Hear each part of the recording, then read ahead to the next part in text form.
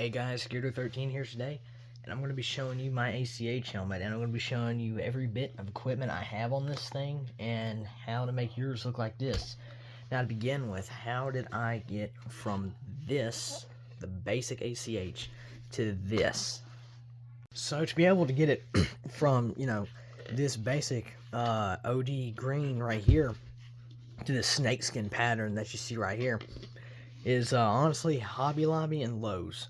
So I got some black and tan spray paint from Lowe's, and I ended up getting this from Hobby Lobby. And since it was like such little, which it's a lot, but it was the smallest amount I could get, and it only cost me like 45 cents or something. So in total it was like 15 bucks, so not a whole lot. And what I did was I would put it right here and I'd spray paint over it, and that's how I would get this pattern. And then as far as the Velcro, I would go to Hobby Lobby once again to get this stuff right here, which is Velcro pads. And that is how I got this cool pattern on it. Now I'm going to show you some of the stuff I have put on it over time. Alright, so then we have these things right here called goggle straps. You can put your cat eyes and your goggles in them, and it just holds them in place, and I like to keep mine at an angle like this. And then the next thing is a very underrated piece of kit. It's called a nape pad. It's a Kevlar padding that goes inside of this, and you would take it out through this right here, and you can actually see the Kevlar. They made this black in the OCP version. In the UCP version, it's gray. And now this one is like a size extra large. It's way too big. I plan on getting a size medium at some point, but I'm going with what I have, and it protects the back end of your neck.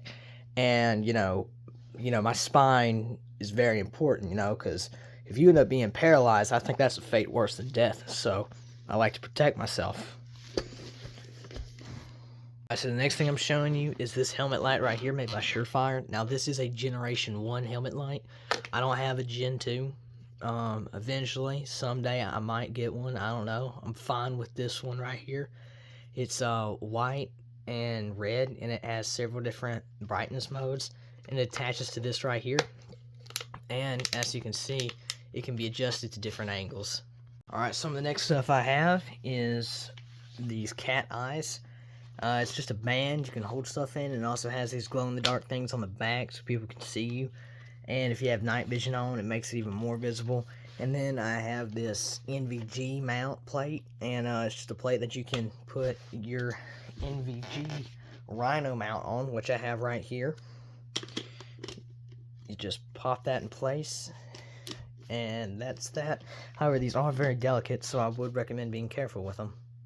And for the last bit of equipment I have on this, I put some ESS goggles on here. They're multicam goggles.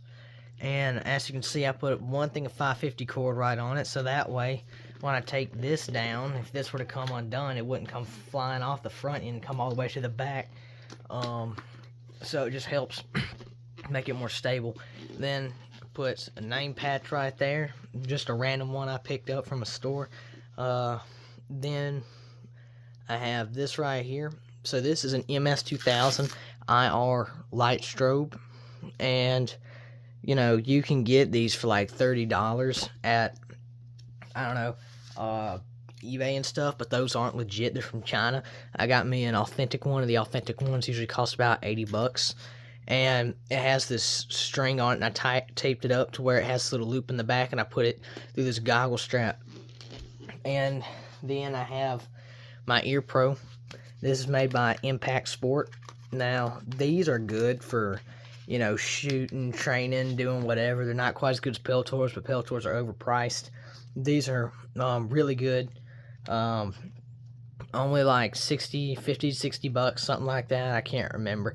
I don't know if they're waterproof or not, but they're still really good.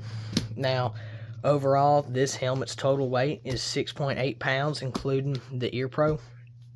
And it sounds like a lot, but it's really not as bad as you think, because I can wear this for a few hours before my neck starts to hurt.